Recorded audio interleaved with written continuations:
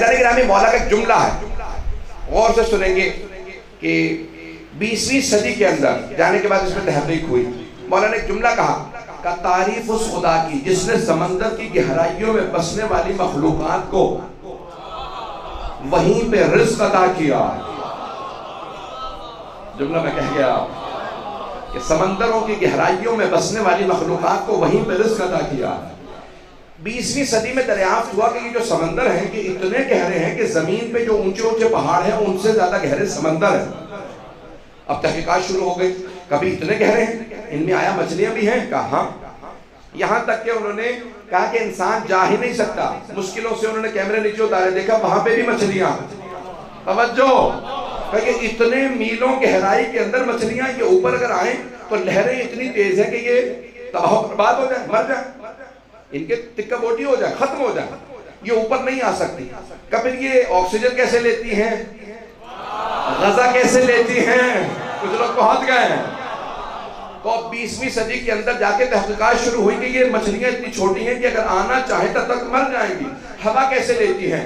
کیمرے اتارے گئے، نیشنل جیوگرافیکل چینل نے سارے کا سارا خرچہ دیا، وہاں سمندروں کی گہرائیوں میں گئے. پھر انہوں نے کہا نہیں، وہیں پہ ان کے لیے رزق موجود ہے.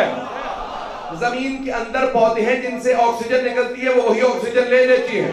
کچھ کے اپنے جسم سے آکسیجن نکلتی ہے، وہاں سے لے لیتی ہیں.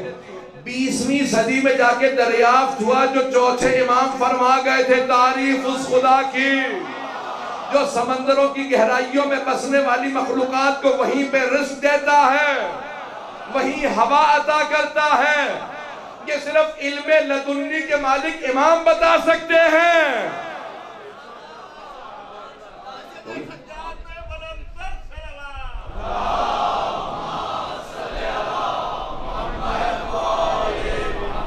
یہ کوئی دریافت نہیں کر سکتا، صرف وہ بتا سکتے ہیں جو علم لدنی کے مالک ہیں، جن کے پاس وہ خاص علم ہے.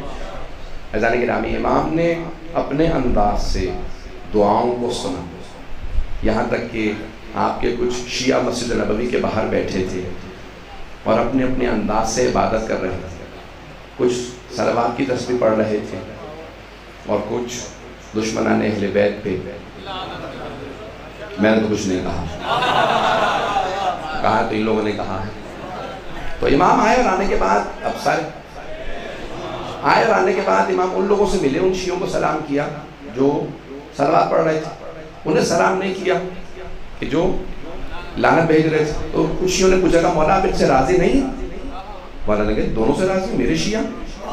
کبھی مولا آپ نے انہیں تو سلام کیا جو صلوات پڑھ رہے تھے، انہیں سلام نہیں کیا جو لعنت بھیج رہے تھے. مولا نے کہا ان کی عبادت اتنی افضل تھی میں خلل نہیں ڈالنا تھا.